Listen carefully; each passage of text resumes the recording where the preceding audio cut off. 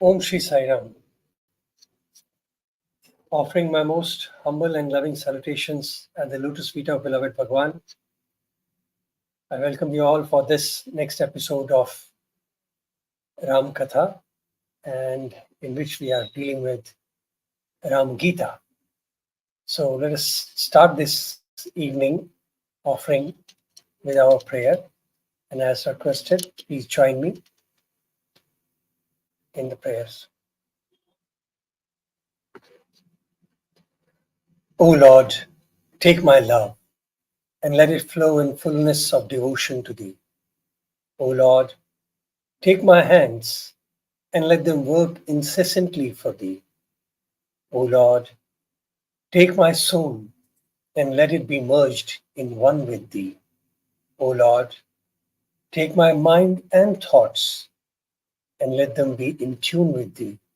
O Lord, take my everything and let me be an instrument to work for Thee.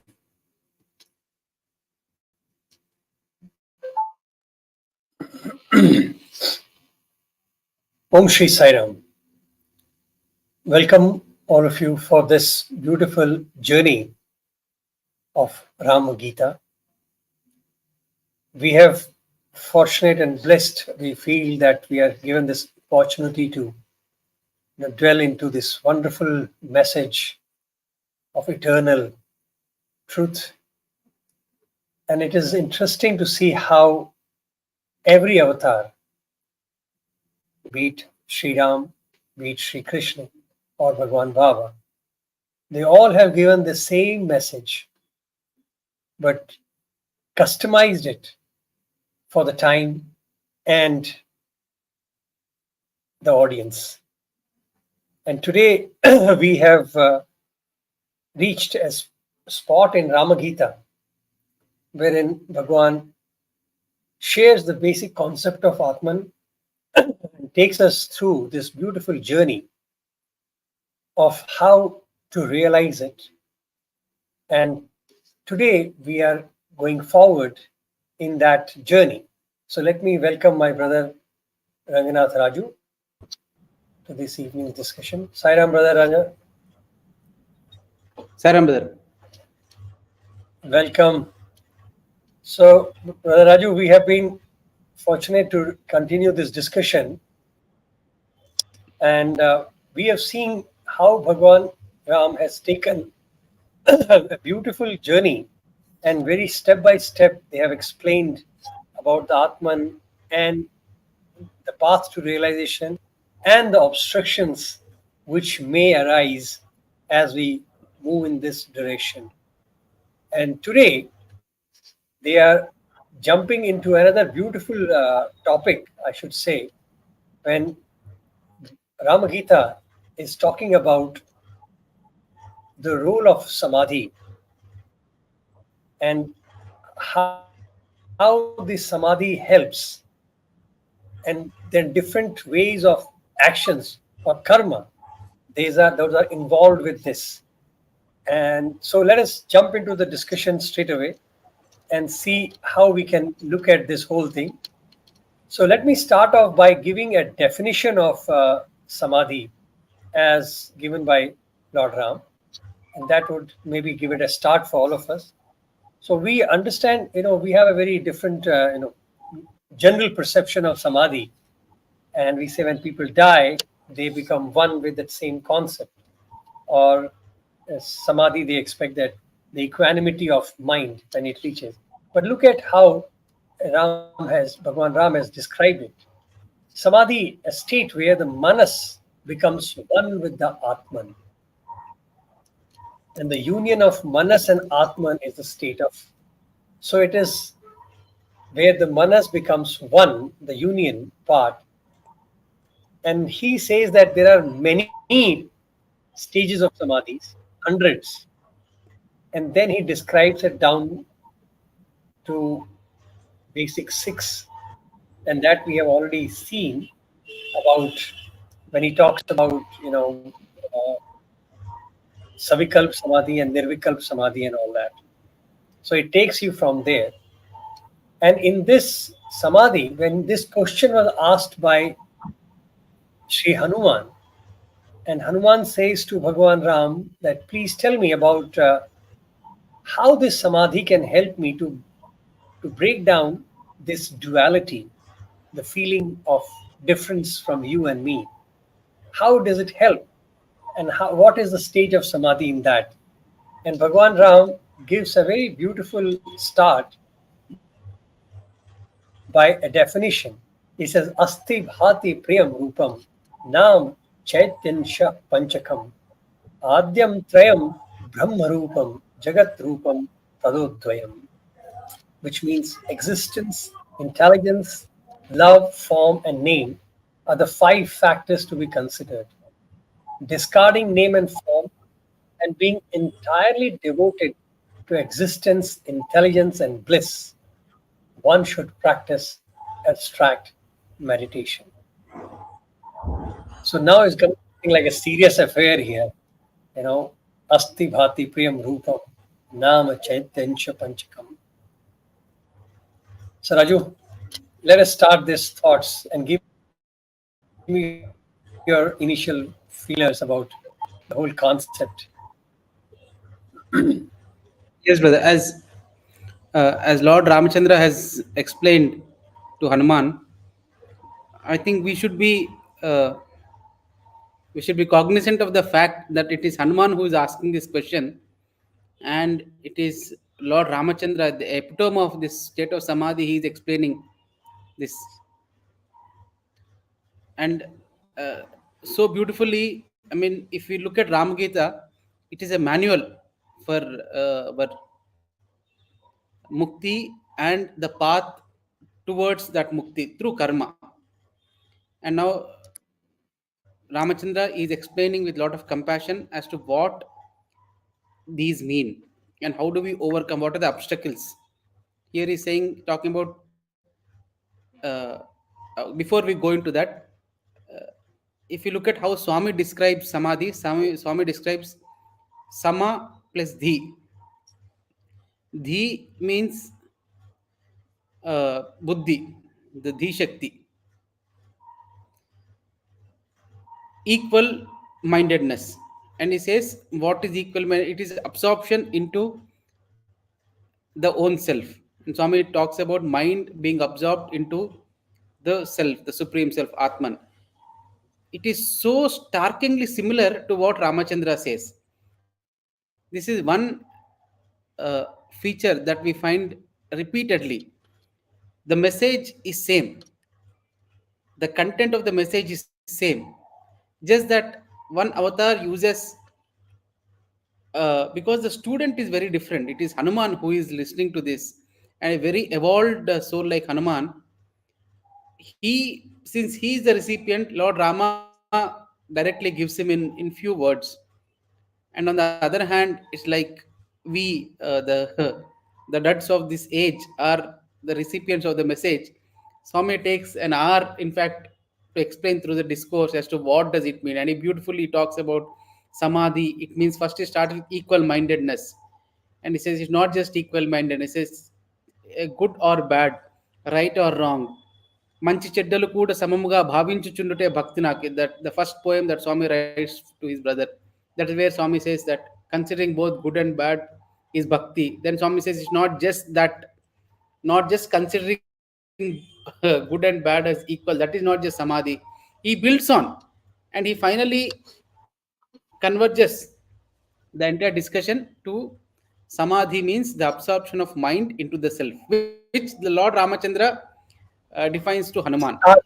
And Swami, He it is starts. so, yes.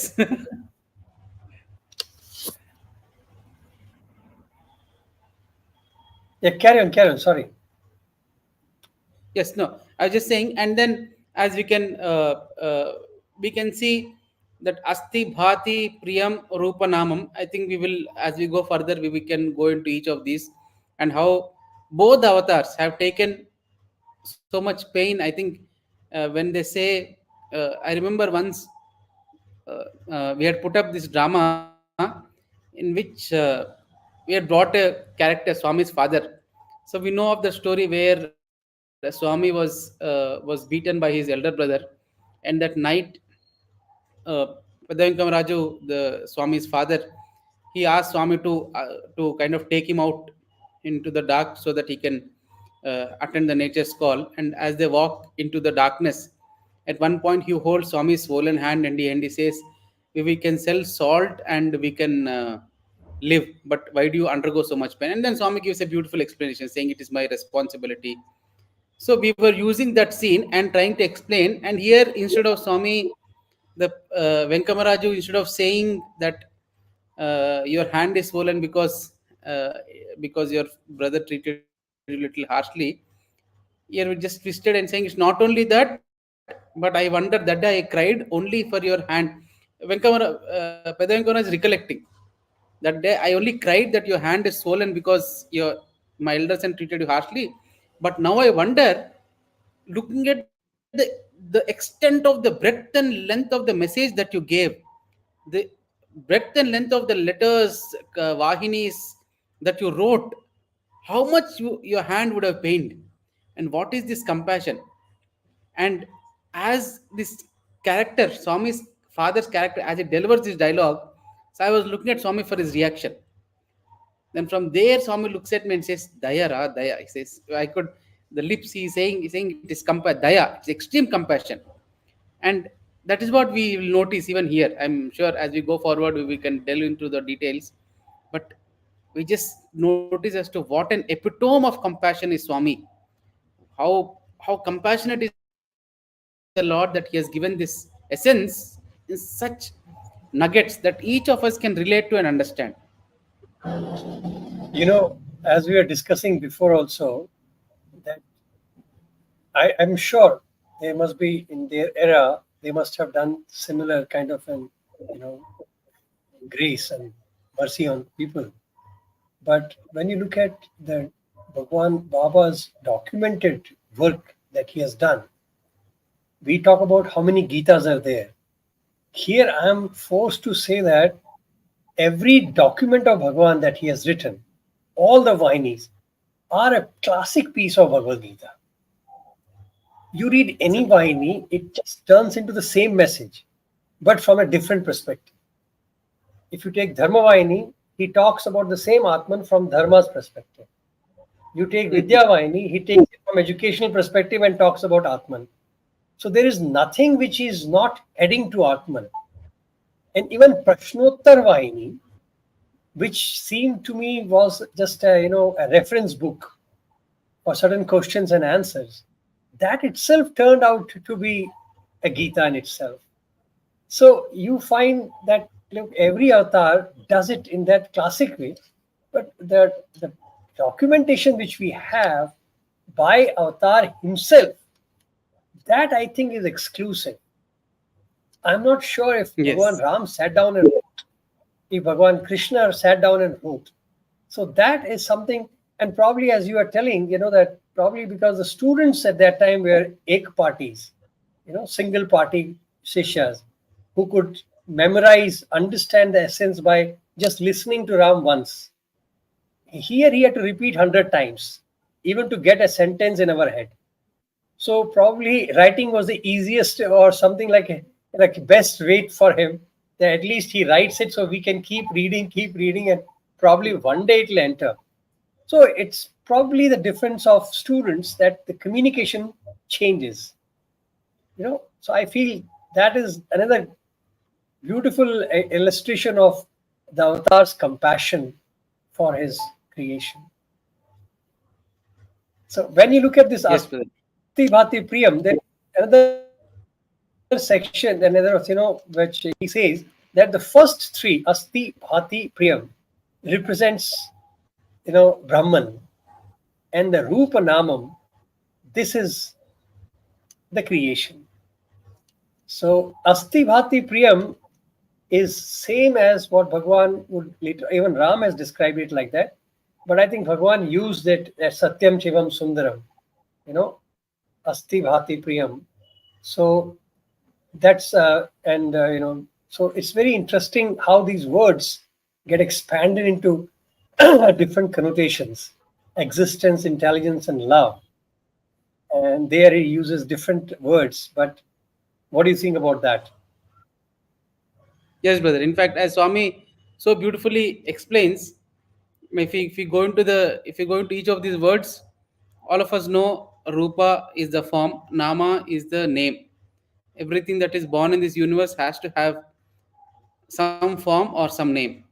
But apart from these two, the three basic fundamental factors that or the qualities that every being has are these asti bhati priyam.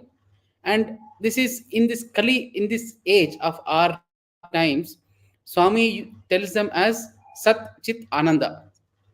Asti, he says, it exists. So every being that has come to this world exists. The basic quality, right from Straight. the air that you talk of, yeah, it exists. Asti Bhati, then Priyam. If not anything, it loves itself. If not anything, and that is Priyam. And Bhati Swami says intelligence. It perceives. So it perceives itself or the things around. It is aware, that awareness, that so that existence, intelligence, and love in given differently: Sat, the existence; Chit, that awareness, intelligence; and Ananda, love or the pure happiness. That Swami says is Sat Chit Ananda. And Swami beautifully explains. He says, if you take a silver glass, the silver that exists, the silver has its own sense of identity, that bhati, and it has its own sense of it, uh, happiness, or rather it sometimes it generates happiness. It is a recipient of happiness, or it is happy by its own self, whatever, but it is associated with happiness in some form or the other. So asti bhati priyam sat chit ananda rupa nama. And all of us know the Rupa Nama, and I'm sure as we go forward, we can talk about how to overcome Yeah. Rupa and Nama. In fact, Bhagavan has said that there is nothing which has a form does not exist, like does not like have rupa. So rupa and nama are like a correlation, and creation, everything in the creation has these two aspects, and that's what makes it creation. You know, the interesting part I find here is abstract meditation that's mentioned here. Practice abstract meditation, and this is where we had discussed Hmm. before. I'm just recapping when he says about savikalp samadhi and nirvikalp samadhi. So when we, if you take these Yes. five elements, when the samadhi is achieved or the focus is done through the form, when we contemplate on the form, that becomes drishyanuvid, savikalp samadhi. And when we use the name or the sound of it, for that becomes shabdanuvid, savikalp samadhi. So this is the first two. Samadhi is savikalp samadhi, and the next three comes into the nirvikalp samadhi.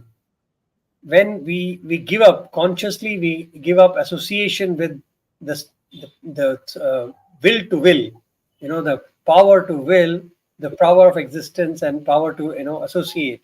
So that becomes nirvikalp samadhi, in which drishya and shabda are already subdued, and we move into higher stages. So people who practice drishya and shabdanuvid, they are formed as a savikalp samadhi, and after that, we need to experience nirvikalp samadhi. So, in one sentence, how many things can be, explored and found. I find it so interesting that the way they explain, the way they mention this. That's why Bhagavad Gita style is that if a child reads it, he understands something. A scholar reads it, he understands it another way.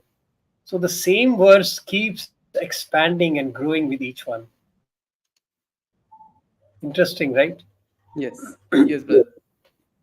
Absolutely. Okay. Yeah. You want to say Yes. anything, or let me move to the next section? And next section, I Yes. find it very Yes. interesting. As we go forward in meditation, Bhagwan Ram gives another tool, and he says to Hanuman that he needs to focus on the form. on self. And for that, he gives certain statements which associates oneself with self. So I would like to people to see this because it's very interesting how Bhagavan Ram has given a very beautiful poem, if I may say so, and explains about how self statements should be made. So look at it, and I would like you to go through this. It's a beautiful thing. Akhando aham ananto aham paripurnam aham adayah Satchavedananda Rupa aham Jyotisham Jyatir Asmay aham. I am undivided, eternal, all full, non dual. I am form of existence, intelligence, bliss. I am the light of lights. It does it not similarly like Shankaracharya gave Aham Nirvikalpo Nirakara Rupo. So anybody who talks about it, it's in the same league. But look at the way it is beautifully said. What am I? And he says this one should practice by reminding themselves who they are. And if you look at it, another avastha train hihi tuyatmaha paratpara dehajraya vihinoham bhedanandar somasyamaham. I am devoid of the three states of consciousness. I am turyatma in the fourth stage. I am devoid of three bodies. I am the essence of blissful knowledge. Bhavna trayhina him pragyana dhanatakshanam chidakasha chidakasha shakshara poha jadakashadi varjitaha. I am devoid of creation, preservation, and destruction. I am the natural concentrated knowledge. I am the form of chidakasha or the space of knowledge. I am devoid of jadakasha or the space of matter. I think we can explain these three stages. The chidakasha, chittakasha, and jadakasha, chittakasha, and chidakasha. Yes. Raju, And you these want are to say such a, something? no, I'm all the time saying is how Lord Ramachandra, uh, unfortunately, because of the Swami in one of the poems, he says, Kala Sangdigda Vigraha Suktulayunta Bhashyartha Gopyamul Salpukoraku. In the flow of time, the messages the messages that were given, eternal messages that were given, were lost. And I have come to unearth and redefine them. If you look at the message that Lord Ramachandra gave, all of us look at he being Dharma Sarupa, he being an obedient son, obedient father. This is like calling Jesus a shepherd. This is like someone calling Swami a social worker. I mean, the the jewels that gave are right in front of us here.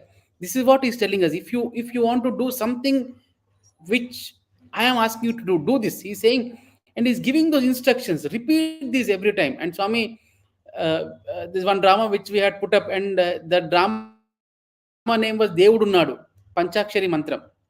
So the entire drama, it means God exists. God is there. God is watching. God is there. And Nene Devu Di Nene Devu Ni. So that is Devu Dun Nadu. 5 Devu Dun Nadu. So Swami says Panchakshari. The drama ends with the dialogue that Panchakshari. This is Panchakshari. And Swami blessed all the actors. Then Swami made a statement. He said, that alone is not Panchakshari. He said, Ne Ne Devun Ni. Ne Ne Devunni. I am God. That is Panchakshari. This Panchakshari you repeat every time. Says Devudu Nadu, yes, it is up to a level. But now, Nene Devun, I am God, I am God, I am God. And it's exactly what we see here. Lord Ramachandra Yeah. is telling Next also he said in English also, look at God is. That's it. Ade. yeah. So Godis. 5. Yes, is. So God is. There is nothing more. God is. There's nothing else except God. So God is the final. Yeah. And So such a everything is God. I am God and God is. God is. such powerful statement that Lord Rama is telling Hanuman himself. I mean, if he is telling Hanuman to repeat, imagine how many repetitions should we be doing? What are the uh, odds that Hanuman and we have against each other? And these are again, he goes on as the self affirmations. Yeah, I'm sharing few more because this is like a poem he has given. So I'm just sharing that so that for people, if they are interested, they could look at it. In the next line, it says, I am motionless and formless. I am devoid of ignorance and impurity. I am the support of all, and I am devoid of fever. And next one, he says, Karya Prakasha Rupasmi, Sukha Rupa Amrita Sagara, Nishprapanchosmi, Nidredra, Kevaratmasmi, Nishenaha. I am self effulgent and the ocean of ambrosial self. I am devoid of expansion of the universe. I am devoid of pairs of opposites. I am the mere self devoid of attributes. This sentence, the words itself is so big and powerful. The more I read, it's like, my God, we need a vocabulary for that. I'm ever pure, devoid of illusion, ever enlightened. I'm devoid of parts. I'm ever free, devoid of desires, ever accomplished and lonely.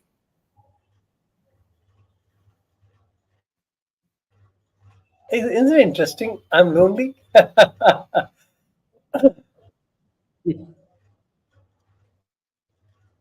Yes, yeah, I think the English translation maybe he says Nijana. Nijana. Like I don't have any other anybody else next to me. Nijana, no jana with me. Yes. And look No, at the last I'm one. since I'm I'm void able. within, without. Anta shunyo, bahid shunyo. Danyam inam inya kumbha ivambare. Anta purno, vahe purno, purne, purna kumbha ivanani nave. I am the void within, void without, like an empty pot in the sky. I am full within, full without, like the pot immersed in the ocean. What a powerful statement, eh? Anta shunyo. This word shunyo in Sanskrit, I don't think it has got any right English. Void he has mentioned, people will say zero, people can say not, but the whole concept of shunyam is so powerful. It is a place where everything converges, and it's a place where everything starts from. That spot is shunyam. One which is infinite is shunyam. One which is the source of origin is shunyam. So how can any other word, compensate for this word? It's so beautiful. So imagine Ram expecting Hanuman to keep repeating these verses, and these are self statements to be made.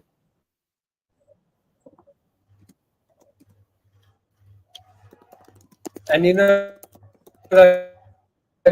interesting I find now, which I want to share next time, and you see that, is how Bhagavan Baba has used the same thought. That's why I said each avatar has done the same way. I'm sure if we explore Lord Krishna's, there will be something like that. But Bhagwan Baba gave us in a much simpler way because he knows half the population of the world does not even know Sanskrit. And to repeat and recite, it will be tough. So the beauty is, he gave the same thing in English. Okay.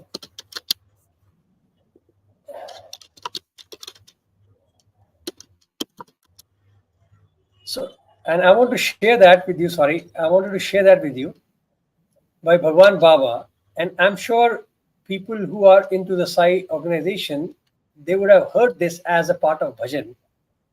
I'm God, I'm God. I'm no different from God. I am the infinite supreme, the one reality. I am Satchidananda Sarupa. I am Om Tat Sat Om. I am love. I am truth. I am peace eternally. I am ever pure delight. I am full and free. And if people know this has been sung, fear and grief can never touch me. I am Om. I'm God, I'm God. Internationally, we sing this as a bhajan song, but this was actually the affirmation which Bhagwan Baba also gave. Do you have any thought on that? Have you? I'm sure you must have heard this. Yes, brother. The Telugu version of this, the original Telugu version is Enu Daivambu Tadbinnamemi Kadu, ఆ అఖండ పరబ్రహ్మ నౌదు నేను వెదయు క్లేశములు నన్ను స్పృశించబోవు సచ్చిదానందమే నేను తద్భిన్నమేమి కాదు నిత్య తృప్తుడను భీతినన్ చేరబోదు ఉల్లమా పల్కు మోత్సటంచు నెప్పుడు. O mind say this and it goes on. I wish you had given me. I would have put it in this thing for them. But maybe we can write it and post it on our website afterwards. So the Telugu version Yes. of this. Oh, I'm so sorry. I think you had given. Oh, here. Okay, let me see if I can. But for people who know Telugu, can only take it. But it's okay. We'll try. So please read once more, Raju.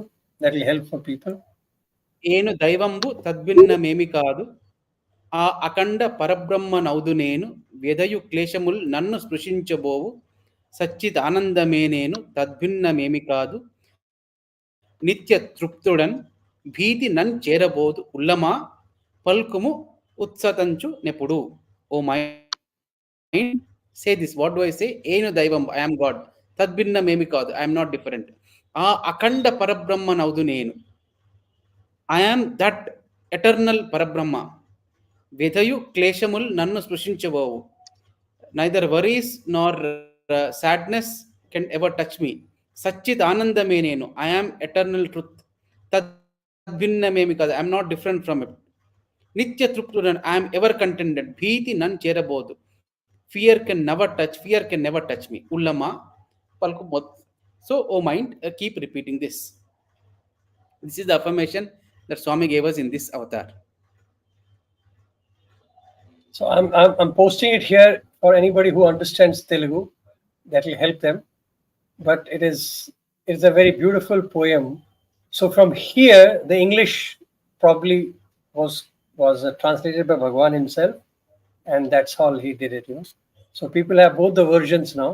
You have the Telugu one here, and we also have the English version. But I feel it's so blessed to see that how Bhagavan has shared all of that and made it so simple instead of reading Sanskrit in that long way, which everybody may not have that knowledge and accessibility. Bhagavan has really simplified life for all of us. I think what else can we say other than be grateful to the master and enjoy this. So all the affirmations Yes, which Bhagavan Ram made, they are in this 7-8 lines here. and that is where, as you talk about that compassion, I think we should mention that Lord Ramachandra, since it is the student Hanuman, he finishes off this concept in one poem. Asti bhati priya rupam, asti bhati priyam rupa namam. And Swami, out of compassion, immense compassion, if you look at Sandeha Nivarni, he dedicates an entire chapter to this. And it was such a revelation that when you're going through Sandeha Nivarni, it just struck so deep that how compassionate is the Lord, that since there is none like Hanuman to ask, probably since there is none like Hanuman to ask now, he acted as if he is asking the question, and he, as a devotee, is asking the question and he answers. Sandeha Nivarni has this entire chapter dedicated only to this poem. I mean, what compassion is that? And as we were discussing about Rupa and Nama, do you want to take on? No, I think you should mention that. It's very, very important to relate how Bhagavan has related this section of Asti Bhati Priyam Rupam. And when we talked about Nisankalpa, Samadhis, and we realized that the importance of darshan and bhajans. If you look at it, Bhagavan would always tell us, no, after darshan, just keep quiet and sit down for a few minutes without talking to anybody. And he gave us a very childlike excuse that energy comes from me and flows into you. So if you talk, the energy comes back to me. See, it's like a kindergarten child, telling them, don't move, I'll get chocolate. If you move, then chocolate will disappear. So, and we got stuck with that and we mechanically did not move, but we didn't realize that what he was telling us that to enjoy that bliss and become part of it. So, and now when you think about it, see the importance. Let's talk about Raju. Give us a feeler about the importance of bhajan now. If you look at from that perspective of nama, Yes, today as you also said we about have the, that. yes, but the Shabdanubhava and the Drishanubhava Samadhi. And Samadhi is the Hmm. absorption of this of the mind into the self. And when we sing bhajans, no, it is at that point of time the listener is drawn into the sound, and the sound becomes a medium for the listener to become one with that experience. So essentially, what we are doing is when we are having darshan rupa, or when we are chanting bhajans nama, we are, the sound becomes a medium, the name becomes a medium for us to experience that state of samadhi. And as Lord Ramachandra explains, and as Swami beautifully in the discourse he explains, that there are various stacks of samadhi. Ramachandra also, there are many forms of samadhi, but essentially it is losing the individual identity with the divine. uh, I I recollect one instance where one of the senior devotee was sharing, where it's a very powerful incident. Swami was regarding the Rupa Samadhi, the Savikalpa or Drishyanubhava Samadhi. Swami was going around darshan, and she was one of the senior students.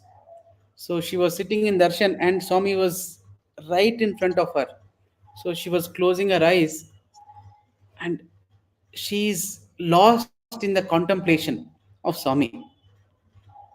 And she's so lost in the contemplation of Swami, she says that, Swami, I want to experience you, I want to see you.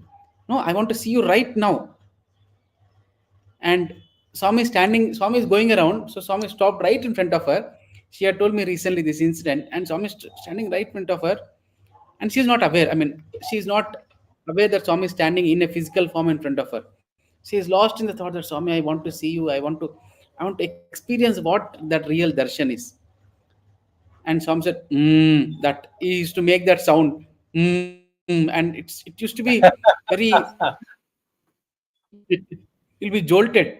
But it was, she says, usually you'll be jolted out of your slumber, but this time it was like Omkara waking up. It was like Om waking her up. And she very softly opened her eyes, and it was Swami right in front of her. And then she says, her hand instinctively went to touch Swami's feet. As she touched those feet, Swami nodded like this, like signed, saying, look around. So she looks around. In Kulwant Hall, in the old Kulwant Hall,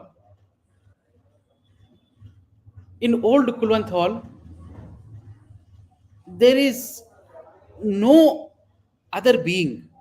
It is only Swami and Swami. All the classmates that are sitting around her are Swami. All the teachers are Swami. The devotees waiting are Swami. The Jan Sevadal Swami standing there, Swami, who are entering into Kulanthal are Swami. Walking in the far region are Swami. People who are straining their necks and to watch Swami's darshan, East Prashanti are Swami. It is all Swami, Swami, Swami, Swami. And she's stunned. She's looking at Swami, and she does that namaskar and says, and that is where she has this beautiful internal revelation. Swami is not speaking, not a word was spoken between them. And she says that revelation, it was as if Swami is speaking to her. Swami is just silent. It was that she was bathing in the divine presence. And that internal revelation says, even when you see yourself as Swami, when even this individual identity goes, that is the real darshan. This is just like the teaser that was given. And Swami shook his leg and she came back to the normal state. And Swami said, Darshana Mainda, like he said, did you have darshan? It to the onlookers it looked as if she was meditating, and she opened her eyes and she looked at Swami. But only Swami knew, and this sister of ours knew what exactly was conspiring between them. And that is exactly the that rupa samadhi. And all of us have had that experience in various forms. And just sorry, this reminds me of another experience where the form becomes a tool for you to experience him everywhere. Another classmate of mine, he was distributing prasadam. We had discussed earlier. And so he was that day Swami for some reason had not spoken to him, or the usual punishment that Swami would give, apparently to correct the boys, he would ignore them for some time. So that day Swami had not spoken to him, so Swami was ignoring him that day. So he was very pained, and he wanted to overcome that pain. He was giving prasadam.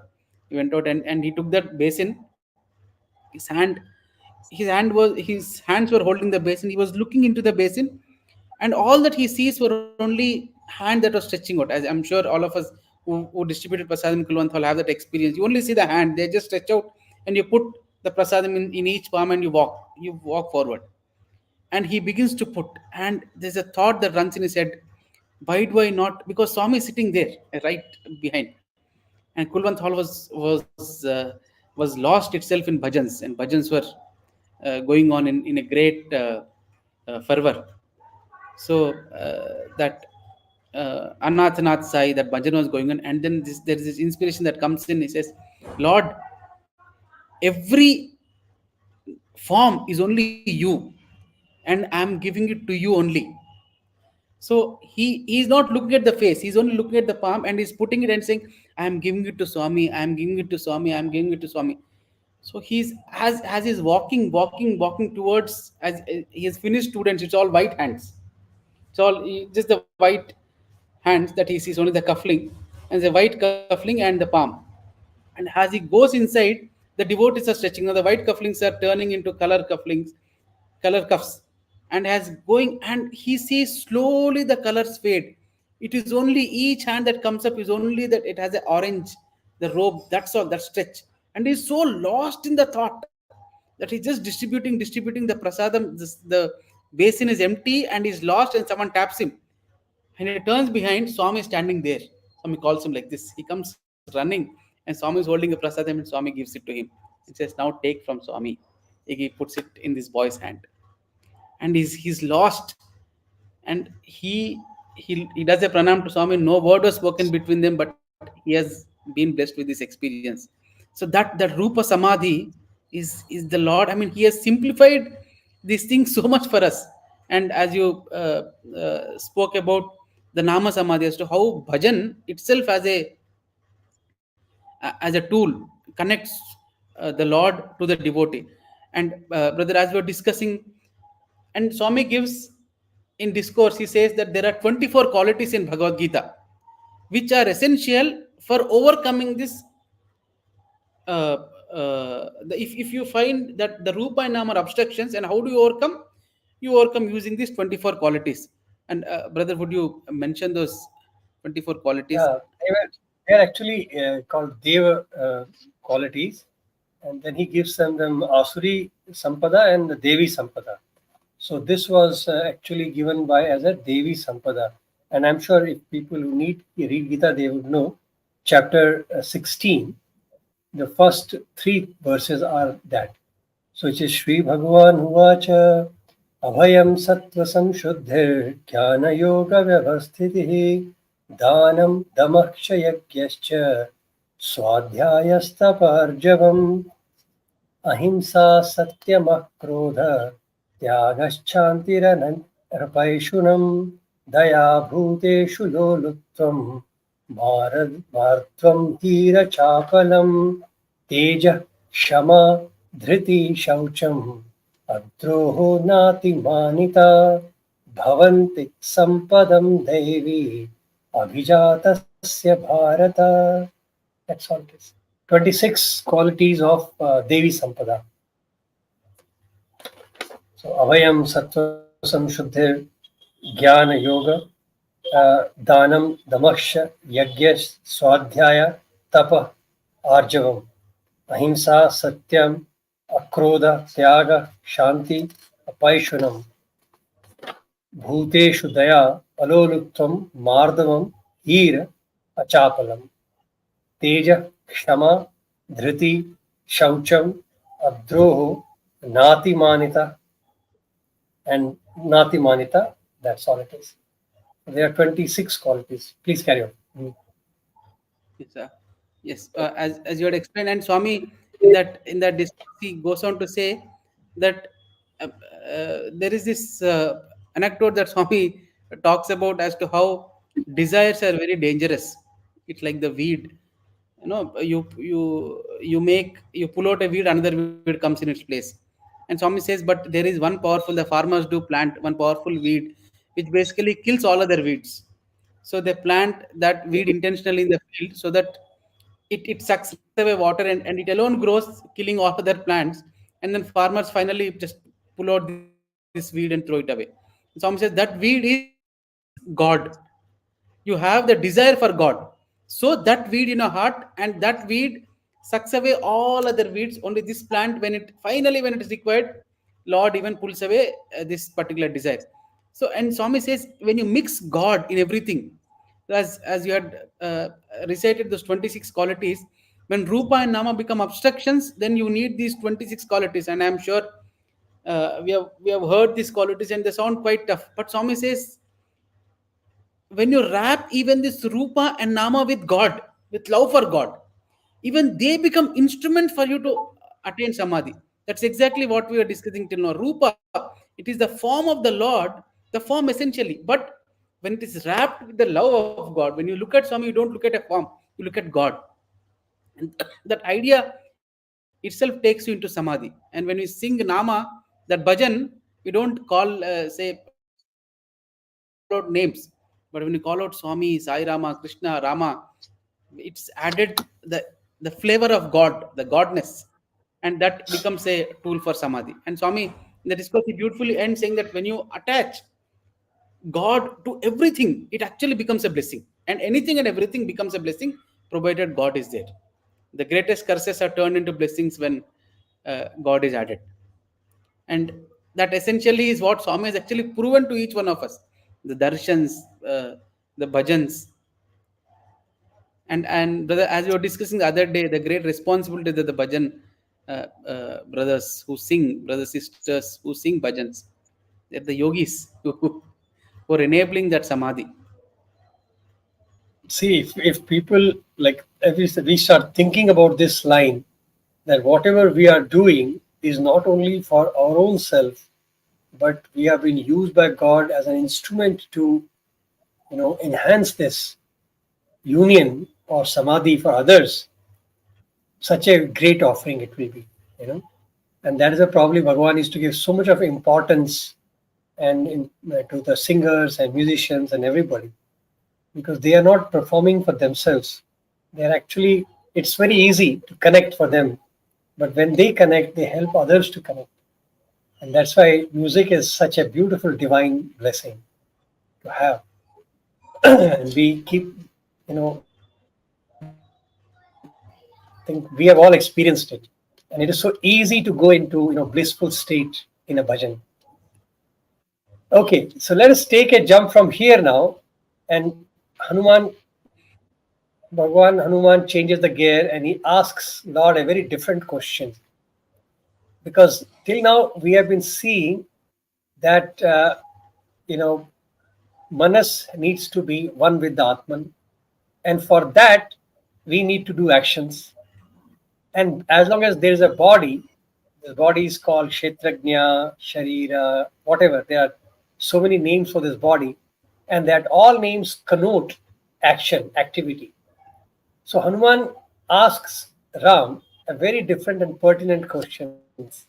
He actually explains to him, not explains, sorry, he presents his case to Bhagwan and in a way mentions about karma, akarma, vikarma.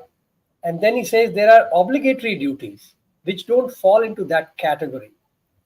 And how does he define obligatory duty? He says, like taking bath, like you cleaning yourself.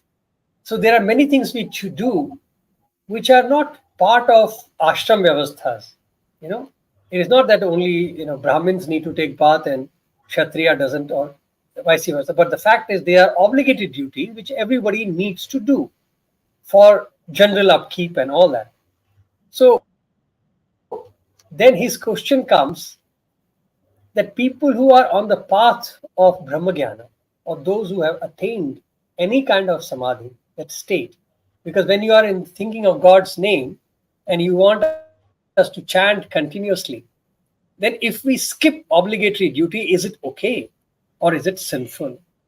A very simple question in sound wise, but I find it very interesting that this question should come out from a persona like Lord Hanuman, that is obligatory duty important, or does it become a sin if it is not performed? And then he goes on to ask this another question in the same league, is that are jivan muktas governed by karma, obligatories, duties? Is once you have jivan mukta, then can you skip them? So it's very interesting part.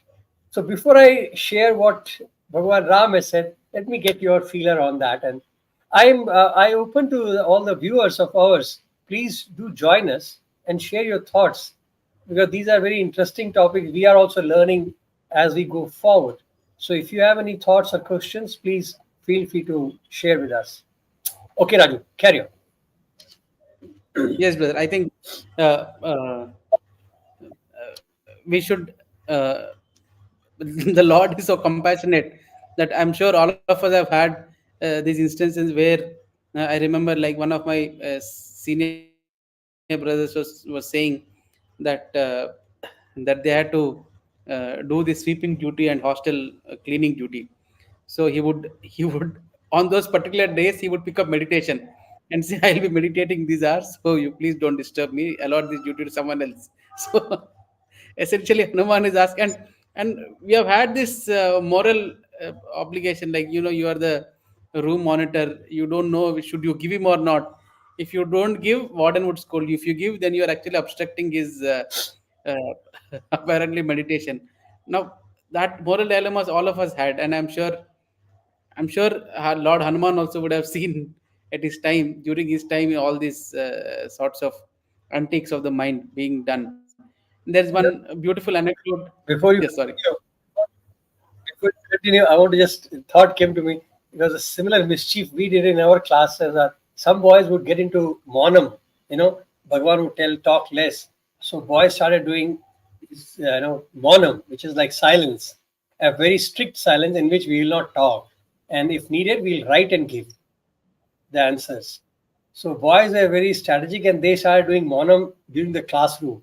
So when teacher would ask question, they will say, "Sir, monam, I can't respond to you." So our teacher scolded him and he said, "In this class, you got to answer. After the class over, you can do monam." uh, mischief Boys can be mischievous anyway. Okay, please carry on. Sorry for that.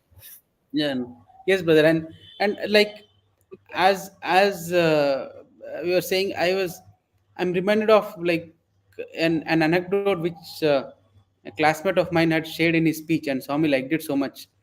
He talks of a sadhu. So a guru and shishya were walking, and guru, he picks up one uh, somarasa, basically drink, and he drinks.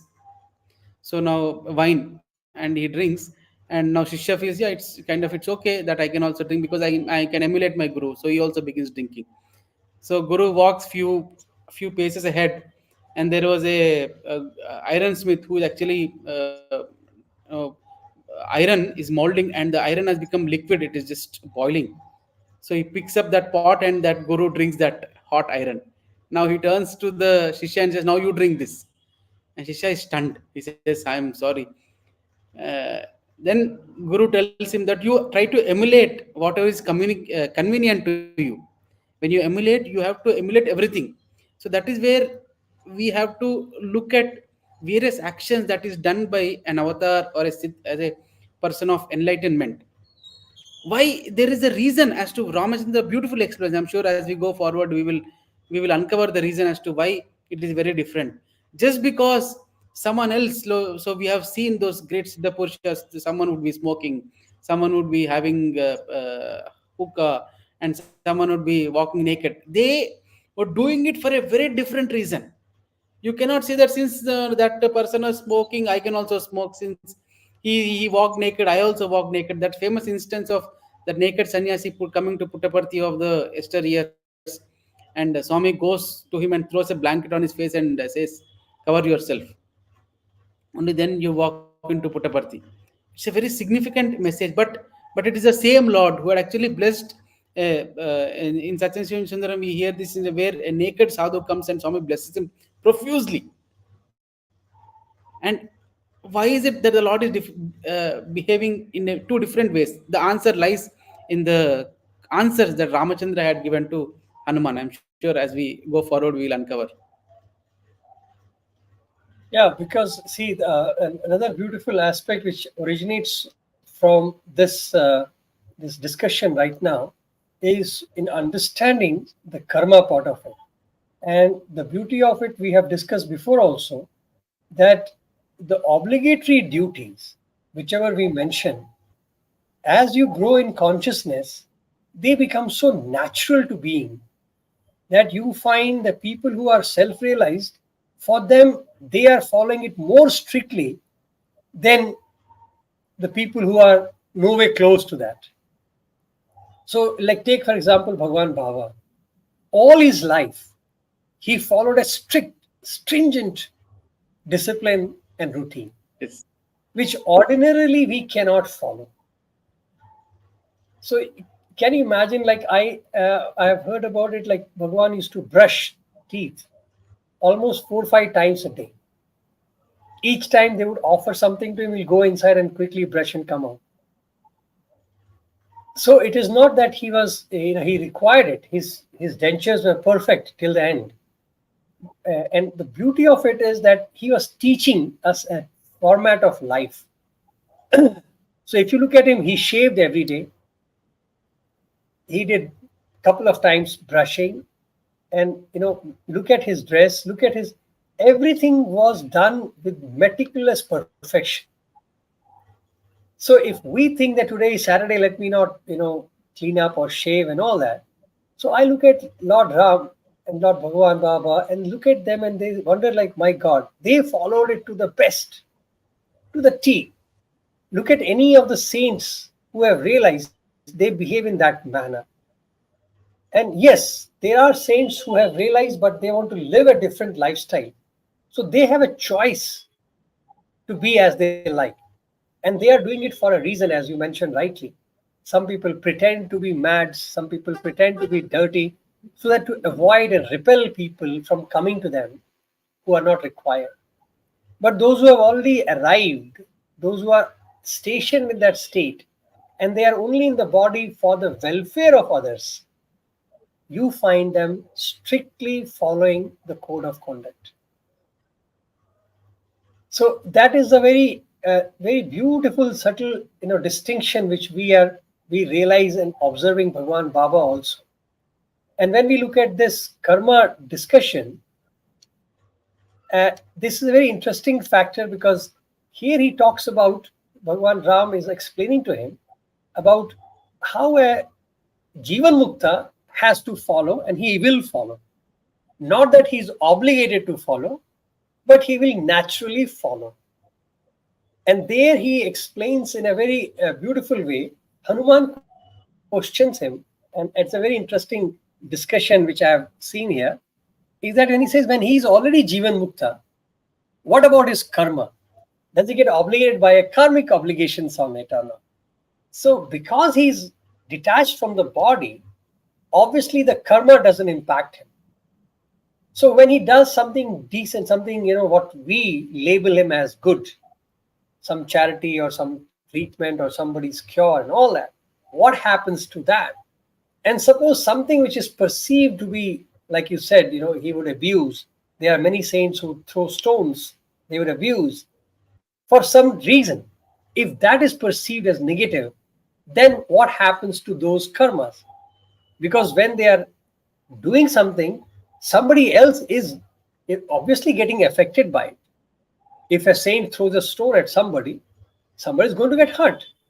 So there is a karma happening. So what happens to it? And I want to share with you the answer which Lord Ram has given, and it's an eye-opening statement, and I feel everybody should look at it. Sorry, where is my slide? Yeah, yeah. Look at that. According to Shruti, the good actions of a Jivan Mukta go to his friends, and the bad action goes to those that hate him. Those who like him are considered as friends, and those who do not like him are considered as enemies. So it is not from the Jivan Mukta's perspective that he has friends and enemies, but for him everything is same.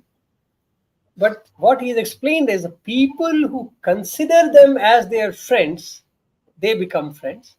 People who consider them as enemies, they become enemies. And whatever act is considered as good, the merit goes to the friends, and whatever act is considered to be bad by the people goes back to those people who consider that to be bad. I find it very intriguing and very like scary also in a way, because I've heard Bhagwan say that in many settings. He said a person of God, person who follows spirituality, person who of saints, he says never speak ill of them, even if you do not like them, or even if you don't Yeah. have a good relationship with them. Never ever utter a bad word for them. It'll come back to you in multiple folds. So that time we just followed and obeyed Bhagwan because he said so. And I took it very simply that everything is God and everything is He. They are also Swami's forms. So that is why Bhagwan may be saying it. But now when I read this statement, I understand what he meant. A casual remark on godly people can turn out to be a big curse for me itself. So look at the statement. A good action of a Jivan Mukta go to his friend, and a bad action to those that hate him. Raju, any thoughts? Absolutely, brother. Uh, as you mentioning about the actions, Swami's command that person of God should be treated very carefully. One experience comes to my mind is of Ramana sir had shared it in one occasion. So there was he used to assist apparently Swami during darshans in the earlier times. So when Swami would come up for darshan, and he would walk behind Swami and take letters from Swami's hands, and he would arrange lines when Swami wants to give Pada Namaskar. So on one such occasion, this is during Shivratri time or something of that sort, a festival. So he noticed that Swami would like to walk into the crowd, and he saw that there is one young man who was sitting apparently in the path that he envisaged. So he made the young man get up, and the young devotee persisted, saying that, "Sir, I have come at 4:30 in the morning. Please do not do this to me." He said, "No, no, nothing doing," and he was uh, whatever, he being he. So he just took him out and threw him back somewhere in the crowd. And Swami comes for darshan. Darshan gets over, and now he's after that he was to go to Hyderabad. So he gets into the bus, and as he gets into the bus, he slips and he has a leg fracture. So next darshan, he's sitting with his fractured, plastered leg, stretching. And Swami comes to him walking, and he's wondering, why did this happen? I mean, how can this happen that I have only been assisting the Lord in all the duties, but how come this has happened without any prior intimation or notice? Someone would have told me, something should have been at least noticed by me. So he's wondering, and Swami comes to him and says, he does not ask him about, did you break your leg? How did it happen? Yes, Swami starts off saying, why did you make him sit back? Did he not plead with you that I came at 4:30 in the morning? Did he not ask you, requested you so many times? In spite of that, you sent him away, and you think all the pain that you have caused to his mind, would it go unanswered? See, it has come back to you like this. And and our great sir had the answer, revelation as to why this happened. And I'm sure this is just with a devotee. And now look at Jivan Muktas, who are the embodiment of that supreme self itself, walking amidst us. There is that famous instance where a sannyasi was, in fact, as Swami says, uh, even if you take that away, the Radha Bhakti story, when Radha was walking, there is that fellow who wants to break the pot which Radha is carrying on her head, and he lifts his head. Swami writes in the drama. Swami writes this scene. So, for a long time, I was wondering, why did Swami give so much emphasis on this particular scene in the drama, Radha Bhakti drama? Swami gives an emphasis on this particular character who actually he builds up the character. He talks, this fellow talks ill of Radha. He abuses her character. In fact, he goes on to allege that Radha has so many unwanted qualities. And then Radha walks into the scene. As she is walking, he observes Radha, and then he takes a pebble and he wants to throw at the pot. As he lifts his hand uh, paralyzed. His entire left part of the body, right part of the body gets paralysis, and he falls down. And he's not able to talk, not able to lift his hand, not able to move his leg.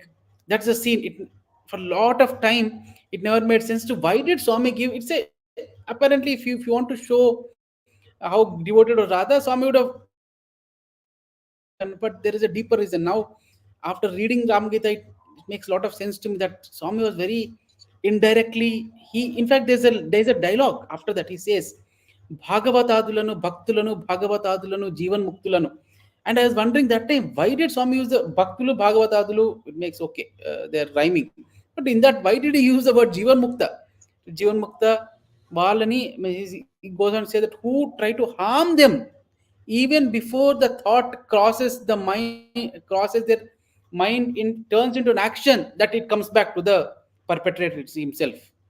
Narada comes and says that, and that is what we are seeing here. I mean, that's what Lord Ramachandra is telling Hanuman, and Swami, out of his sheer benevolence and compassion, is showing it through these stories, dramas, conveying us the same message. And I think we should be very, very careful when we are Very dealing with. careful, very careful. Okay, now he takes to another beautiful, discussion. He asks, let me just give it a little preface. He says there is a karma, there is vikarma, and there is akarma. So we understand that karma, which is performance of essential duties, are required by everybody. Some do it as part of their obligation, duty, and some naturally, like Jivan Muktas, they do it. Then vikarma are, as we have already defined these things, vikarmas are those actions which are prohibited, and they are all based on the ashrams. So depending on which ashram and avastha we are in, that gets defined whether that activity is forbidden or allowed. Then comes akarma. Akarma is non-performance of essential duties. So many times people avoid doing activity, and we make an excuse sometimes that okay, it is better not to do than to do it wrong, or do it in which can hurt or something like that. So in Akarma, he takes Hanuman takes another beautiful, a divergent in asking a question, and he says, Lord, look at the question. Let me put it up, and then we can see the phrasing of this question is so beautifully done. Is missing karma while in sleep okay? Is akarma okay while in meditation? So, which means, can I avoid my karma if I am meditating? If I go into meditation, or if I'm sleeping? So, avoiding, I should say, I'm sleeping and I do not do my essential duty, is a karma okay? and look at what Bhagavan explains and gives answer, and then we can discuss that. Since all the modifications certainly exist in their seed form during sound sleep, the state of complete absorption of mind is not attained. Hence, the knower of not self, who omits the essential karma during sleep, becomes a sinner. So, which means I cannot sleep and neglect my essential duties. Interesting, yeah? Yes, Because brother. In in the fact, sleep, as Lord Ramachandra, yeah, when because we talk about that Turiya and we say Sushupti and deep sleep and all that, so that doesn't avoid us from akarma. So we are sinner if we neglect it. Yeah, Raju, please. yes, brother. Now, I was only just saying that Lord Ramachandra, out of sheer compassion, he puts an answer also in this, that second sentence where he says, the state of which is essentially the answer, where to Hanuman and through Hanuman to all of us, that the state of complete absorption of mind, since it is not attained, then even sleep also becomes a fertile ground for karma. So essentially, state of complete absorption of mind. So mind has to be completely absorbed in the self, and that is where we spoke about samadhi. That's where Ramachandra is spoke about samadhi. Only when mind is completely absorbed in the self, then you are free of karma. Now, since the sleep does not allow you to, since the sleep does not offer the absorption of mind into the self, it is not a infertile ground. The karmas will breed in that. Okay, Raju, let me simplify this by asking a question to you, and I hope that I can phrase the question properly.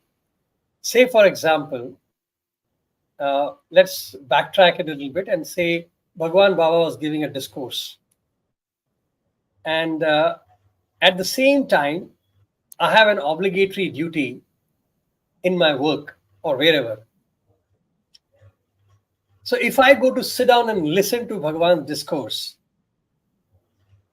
and I'm doing the most pious thing possible, right? I'm sitting at the audience of the Lord Himself and listening to the discourse. But in a way, I'm neglecting my obligatory karma.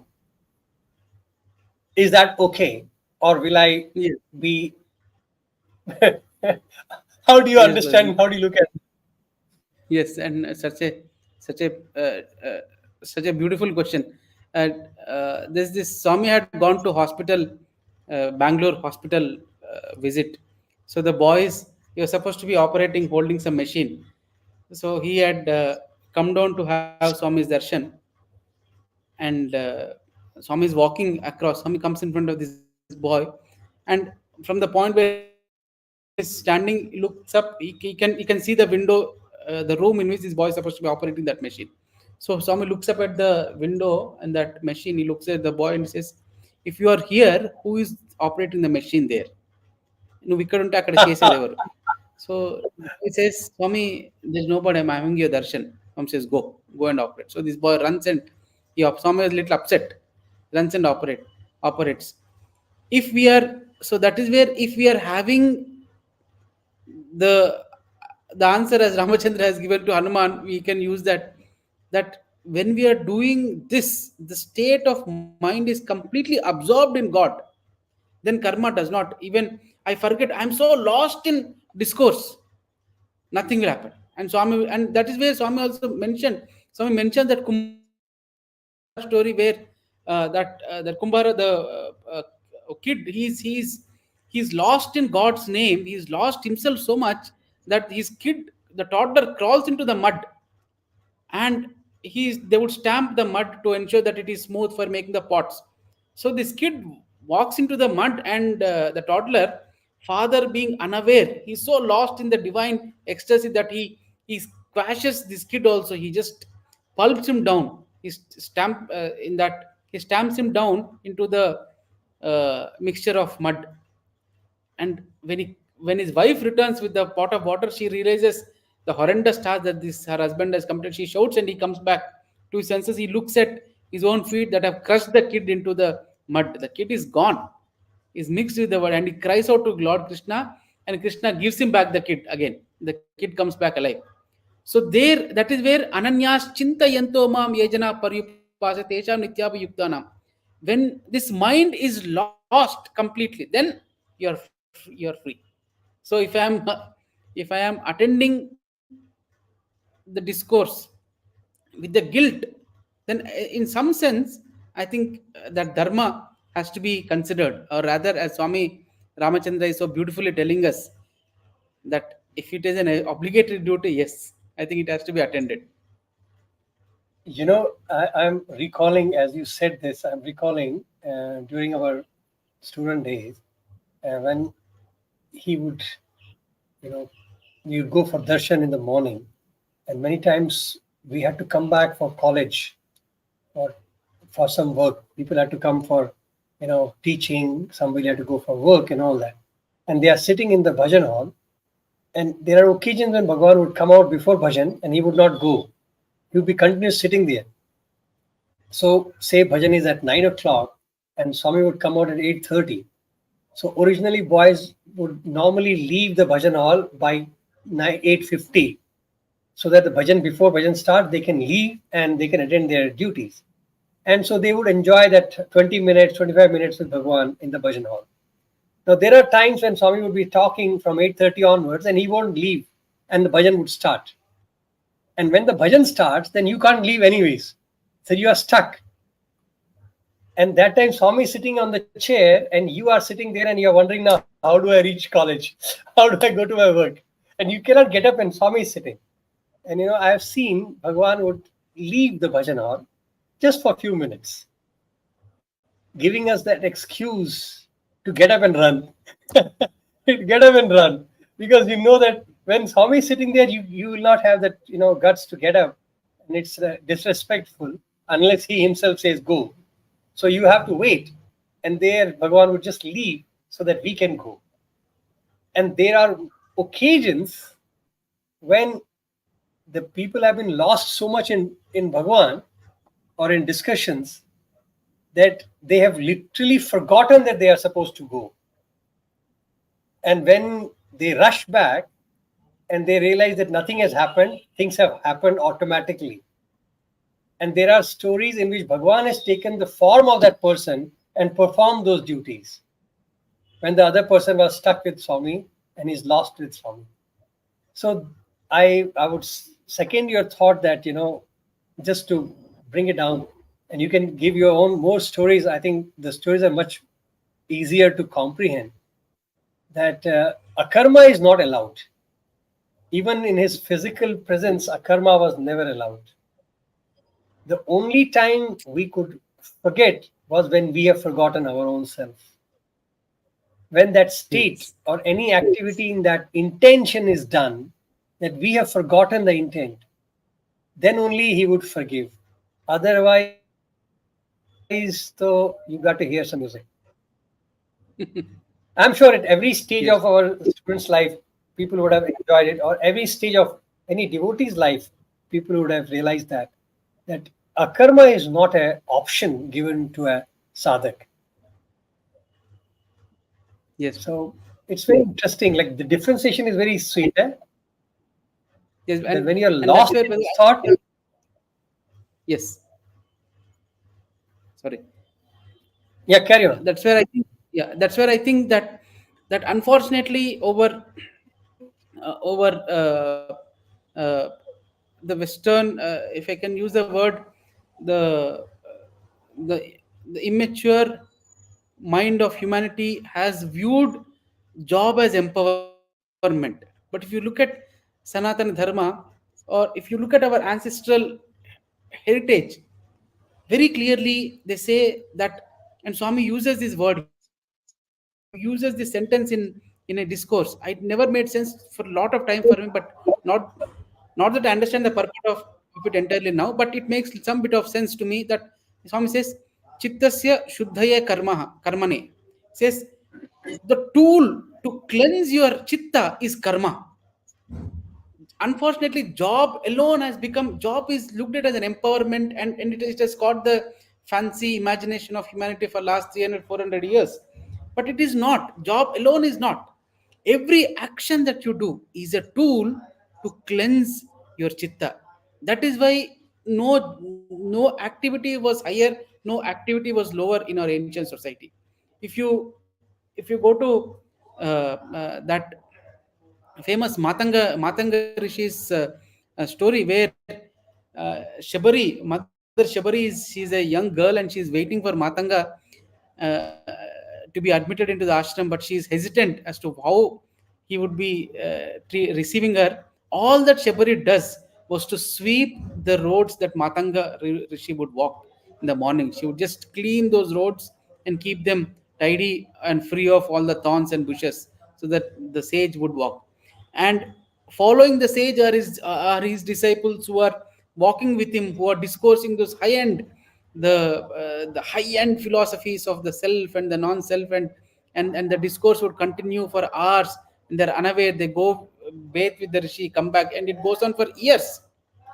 And finally, when Matanga meets Mother Shabari, she uses the word, and here one of the sisters also put the comment that, and Matang Shabari says, "Oh Maharshi, I am not so great as performing, as to perform such holy tasks like those people who were accompanying you, discoursing and reciting Vedic hymns and discoursing about the self and non-self." Matanga corrects her, saying, "In activity, there is nothing greater or nothing bad. Activity is activity.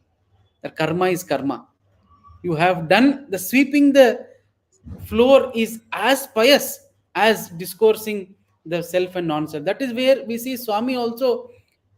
Umpteen times we have seen where for the Lord there is no difference whether you are standing at the gate and just doing namaskar and ushering devotees inside, or you are constructing those high rises or Hanuman statue in the on the hilltop. For the Lord, each and every activity is all that matters. And I think that is where Lord is teaching us that karma is the tool, because karma action alone is the tool for you to cleanse your chitta. That's the most Raju, powerful tool that Swami. Raju, here I would Yes. like you to little bit we should highlight, because the whole concept of karma from a Vedantic point of view revolves around ashram vyavastha. So you have varnashram and you Yes. have the ashram vyavastha. So I think it will be appropriate if we can briefly highlight these so that it helps the audience to comprehend when we talk about how to identify what is my karma, vikarma, and akarma. So based on their everybody time they're talking about ashram vyavastha. So what are these ashrams, and can you just highlight them broadly? So just for the comprehension and understanding. Yeah, and as Swami beautifully, Swami uses this word. In fact, we had discussed sometime earlier. He says, life is essentially a goal post, a game between 4 points. And what are those? He says, every being that has come to this earth has Janma. And the ultimate goal of the Janma is to reach Brahma. So there is Janma and there is Brahma. Now, how does this GV from Janma to Brahma, how does it reach? That in between ladder from Janma to Brahma, the ladder to climb from Janma to Brahma is karma. Some says karma. And this act of performing karma according to to Varnashrama Vyavastha is dharma. Is That's dharma. all. That is Dharma. dharma. The act of performing. And Swami I beautifully love it. defines this. I love it. And in fact, this I is love it. Swami's definition. And Swami says, now what does Varnashram? Unfortunately, there are unwanted and immature definitions of Varnashrama. It is, Swami beautifully puts, it is the Brahmacharya, Gruhastha, Vanaprastha, and Sannyasi. Brahmacharya is when you are, as per Ashrama Dharma, you are a student, you are acquiring knowledge.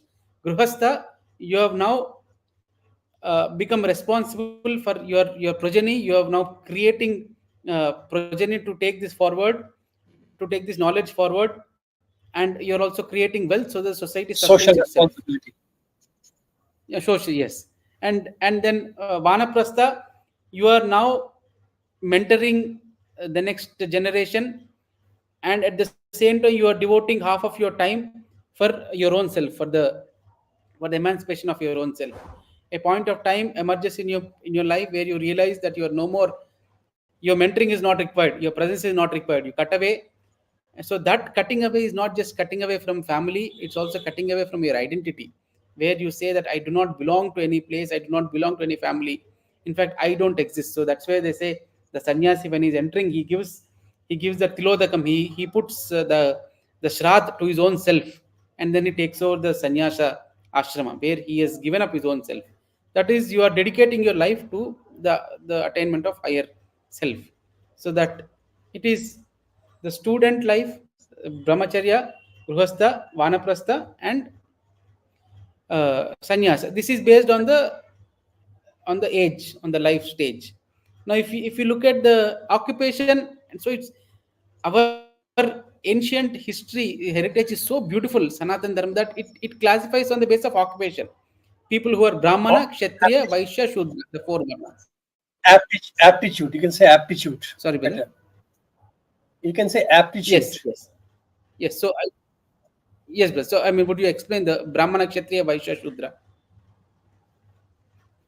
Yeah, carry on. So, Brahmana, the person who is aptitude, yes, who is uh, who is engaged in acquiring knowledge, creating knowledge, preserving knowledge, and disseminating knowledge is Brahmana. The knowledge, it can be knowledge of the world. He's at Swami defines he's at a lower level. So knowledge of the self is the real Brahmagyani. And then the protector.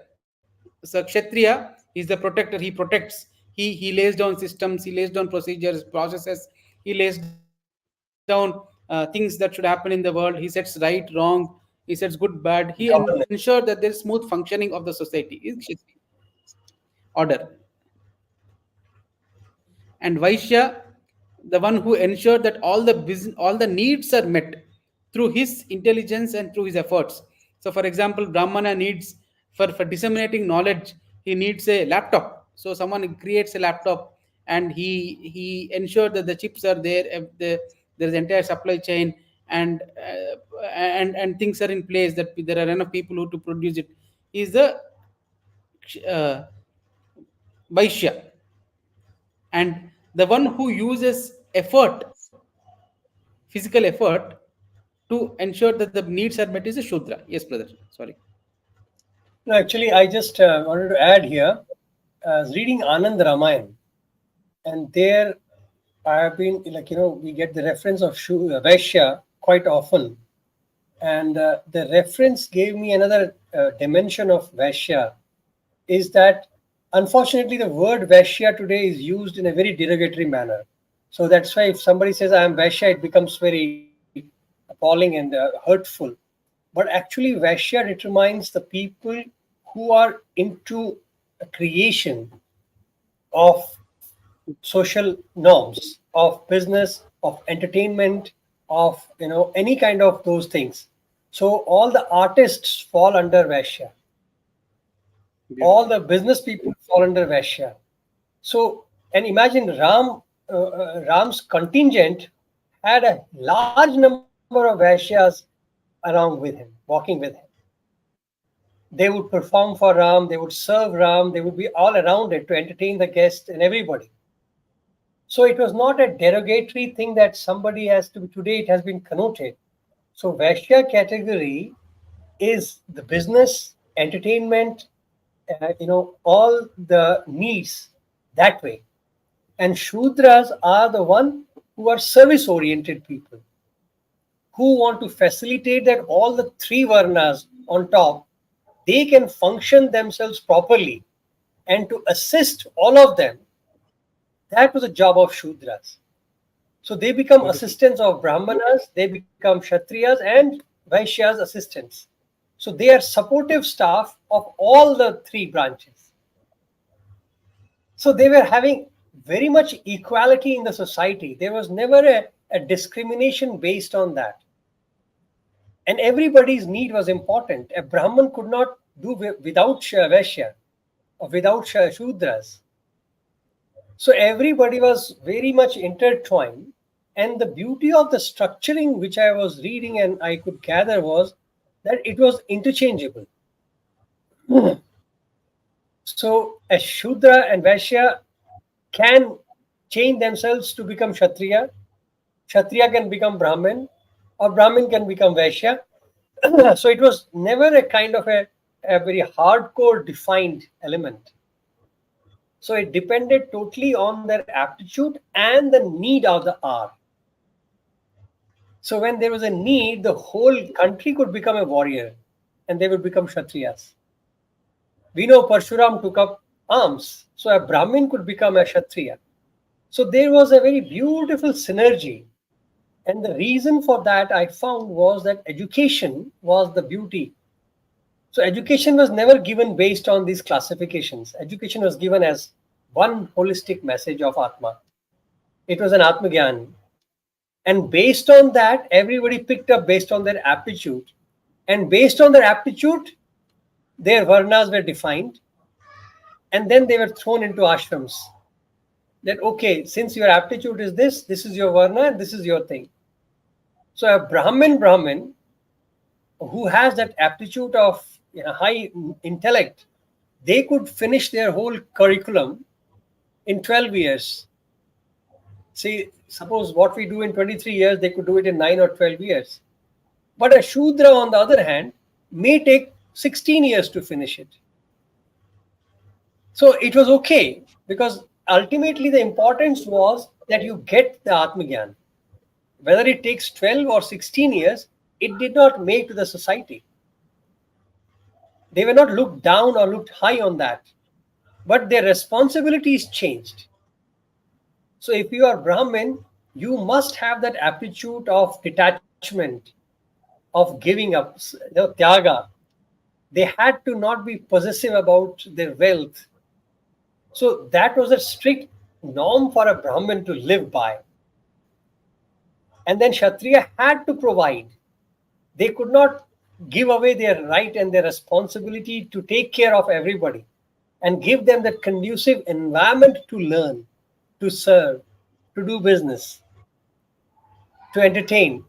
So it was a very mutually collaborative societal structure. And based on these Varna ashrams and ashram vyavastha, that our karmas were defined because they defined by that is what the whole thing was defined under dharam.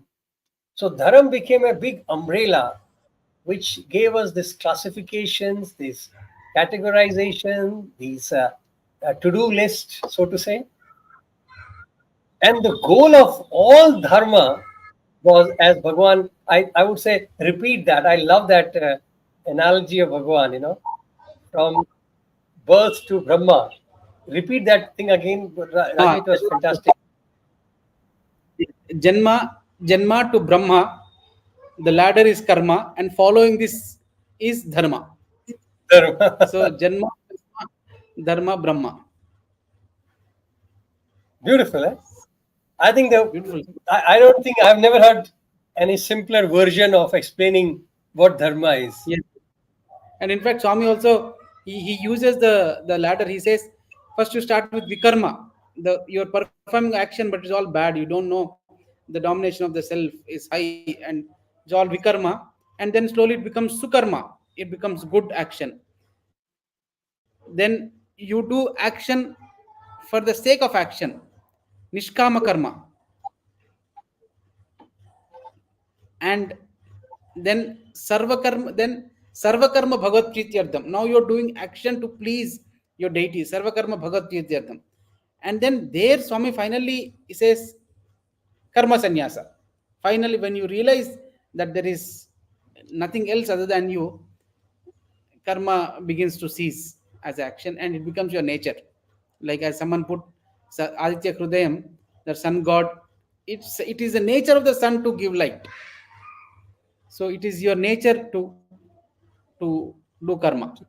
To do action. It's beautiful, without obligation. See, all of that Yes. discussion culminates with a blessing by Ram to Hanuman. and I want to share that. And look at that, and you wonder, we have looked at Lord Hanuman in a different light, but here you see how Hanuman, Bhagavan Hanuman has played a role of a sadhaka, of a student, and taken this journey, I would say, for our benefit. Otherwise, how would Ram share these beautiful secrets and stories? So, and then Ram also performs this right beautifully, and he blesses Hanuman. And look at the blessings to Hanuman. It says, "O Hanuman, thou shalt perform without attachment all the obligatory dharmas ordained by the Shruti and Smritis, and offer them to me. Then I, myself, shall release thee soon from pain." And he continues, "Because thou art desirous of emancipation, thou shalt never be indifferent in the least about thy acharas." Acharas are the actions. Since Swarajya, the self domain, or the identification with self effulgence, has for its roots the acharas pertaining to one's own ashram, thou shalt ever be jealously devoted to them. I find this not only a blessing but a clear instruction of how one has to live. I would request all of them to read, please. It has to be. This is the blessing which Hanuman is getting from Lord Ram. But look at that. Raju, please Beautiful, brother. take us I'm through this. just overwhelmed with the with the declaration of Lord Ramachandra. I mean, unfortunately, since our research is not very deep into other aspects of Ramayana, we look at Rama as an ideal human being, but he's actually a towering intellectual. He's the he's the greatest guru, I think, of those times. In fact, he is how beautifully, and it is no different. The first shloka is just the same as sarva dharman parityajya mamekam sharanam vraj aham tva sarva papebhyo moksha ishyami mashucha. Lord Krishna, Rama repeats this again. He comes back as Krishna and he repeats the same, and he comes back as Sai and repeats the same. అడవిలందున్న ఆకాశం గుట్ట మీద ఉన్న నట్టేటున్న మధుని సాయి నిన్ను మరవడెప్పుడు. It is the language changes, the form changes, but the message continues to be the same.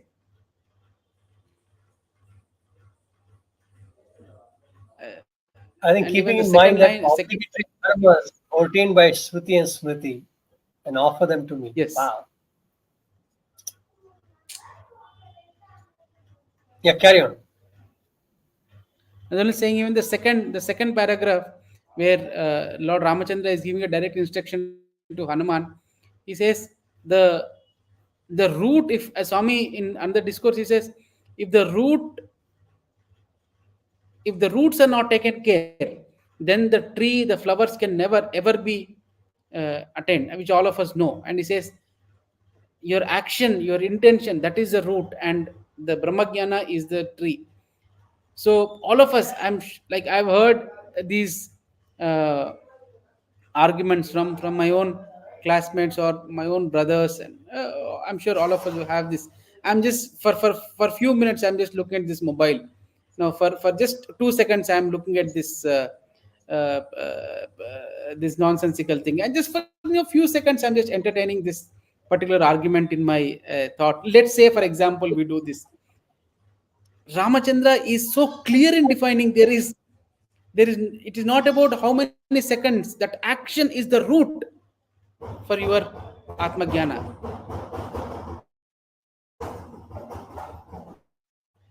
Be it small, be it big, be it for few seconds or few hours, but it is the root. And once it is fed in, it'll either lead or it'll obstruct Atmagyan. And Lord Rama is so clear. He is telling Hanuman, and in fact, he is telling to all of us.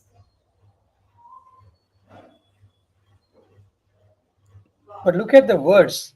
Though, because thou art desirous of emancipation, So, which also gives us an indirect way of saying that if you are not interested, then I can't talk to you. You know, so if you are interested in your emancipation, then you have to be serious about your acharas. And then he talks about Swarajya. I think Swarajya is a very interesting word, which I never knew that Ram has used it in this context. Because I know Bhagwan Baba has used Swarajya. And I remember it, he quoting this word Swarajya for our Independence Day speech, where we are talking about Swarajya, and he said, "What is Swarajya?" And there he brought in the Atmic concept first time. So for me, it was the first, reference to Swarajya as self-governance. So I was like, wow, what an interesting. But now I read that in Ramagita, Ram himself has mentioned this word Swarajya, the self-domain or the identification with self-effulgence. And he says Swarajya has for its root the acharas pertaining to one's own ashrams. So which means if one has to govern the self, if it has to be the self-governance part of it, then we have to follow ashram vyavasthas and the actions dictated out of ashrams. And look at the word he uses is jealously devoted to them. So which means you we cannot even think of any kind of deviations from that. And that is a very beautiful aspect I find here, because thou shalt desirous of emancipation, thou shalt never be indifferent the least about thy acharas here. I love this word Swarajya and Acharana's based on ashrams. So I'm glad that we have touched upon this, but Swarajya comes as a new word. Yes, Raj. Yes, brother. Yes, and also Lord Rama, he's also putting the condition, as you said, that desirous of emancipation and zealously devoted to them. Without these two, that you have to be uh, that niyama and nishta, which Swami నియమ నిష్టలతో ననుగొల్చు వారుల పట్టి కాపాడుతుంటే ఘనత నాకు. In the letter that Swami writes to his elder brother about his mission, he uses these two words, niyama and nishta, which is discipline, and the piousness, nishta, the attitude, the reverential attitude that you do. So that is exactly what Rama is also mentioning, that niyama and nishta, that is desire for emancipation and zeal- uh, zealously devoted to the action or achara. And without those two, and the Swarajya can never be attained. It is the same message that the Lord has given in Rama, form of Rama or the form of Sai Rama. We just have to be more So vigilant to the basically, if I had to their views. summarize it, Raju, Swarajya would refer to as self-realization, right? The self-governance, Yes. the knowing of self is that. So when we talk about Swarajya, it is all that everybody is self-realized, and that is based on our acharas. So much to contemplate and so much to work on. It's a beautiful thing. So we see that how Bhagwan Ram has taken Sri Hanuman in this beautiful journey, but I cannot but help but feel that Hanuman is just an instrument, because knowing whatever little we know about Hanumanji, he didn't have to ask these questions. But I feel, as they say, the avatars come to play the role, and for the emancipation of the humankind, they have played their role to the perfection. And here the Lord Hanuman has played a perfect role of a student, of a sadhaka. And look at the journey he has taken with Ram, starting from a very basic questions and leading us into the nitty-gritties and intrications of every aspect of the journey. As Bhagavan says, I love that address from birth to Brahma via karma, and that is dharma. So I think nobody else can talk like that. Yes. Raju, any final words? I think there is so much to contemplate and digest. So I'll leave it to you Yes, for brother. your closure. I'm actually kind of overwhelmed that Hanuman is using this opportunity to ask Ramachandra all these questions, and that is that is an act of sheer compassion. If there is no, there is a poem in Telugu which says, "Whom should I worship? Should I worship the rope and the bucket that has actually gone into the well and brought out the water, or should I worship Mother Earth that gave the water? Whom should I worship? Should I worship the flower that is on the tree, or the air that brought that scent to my nose? Whom should I worship? Should I worship the sun, the moon that is in the sky, or the eyes that saw it and enjoyed the beauty?" And this is what is we are seeing here. Whom actually should we thank? Should we express gratitude to Lord Ramachandra for sharing that supreme wisdom to us, or should we express that gratitude to that Hanuman, the rope and the bucket, which actually taken all the effort go inside? If there was no Hanuman, this message would not have come out. And Hanuman had all the liberty, had all the uh, required qualifications to ask Rama these questions. I think, and in my little limited opinion, I feel Hanuman getting that Sanjeevani, Hanuman doing the war, I think those are all way too incidental for the character of Hanuman. I think, in my little humble opinion, I feel this is the reason for which those two characters have actually come down to earth, Rama and Hanuman, to give this knowledge which is eternal for the emancipation of humanity. This Rama Gita is the crest jewel And of. look at our Bhagwan's mercy and grace, Absolutely. that he himself played both the roles, It is. being aware Yeah. that nobody in Kali of that caliber to sit down and discuss with him and ask that questions. So he had a lot to do. So he finished writing all of that. The And amount all of that while he never literature, complained. It was. so the amount Sorry. of literature Bhagwan has created in his lifetime. I don't know. In my opinion, I think humanly it is almost impossible for anybody to do that. The Yes. literature which he himself has created. It takes me years to write a book. you know, for anybody would say the book, they will sit down for 2 years, 3 years to do research and then write a book. And here he has written one Gita after another Gita and literature after literature.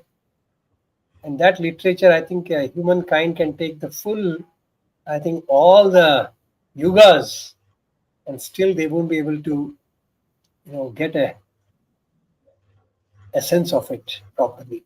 But anyways, it's a blessing that we are able to even share, and I'm sure the viewers, you are also equally enjoying it, and hope it helps and inspires some of us to jump and read about it and take your own sweet journey and read them, explain, experience them yourself. And if we can even be able to bring that message a little bit to few of us, that will be great blessings. So thank you, Brother Raju, and thank you all for watching. We'll, as normal, we'll share this video on the channel and it'll remain there. Please feel free to share and leave your suggestions and comments for all of us for improvement. Thank you. Sai Ram Raju, Saram. thank you very much. Sai.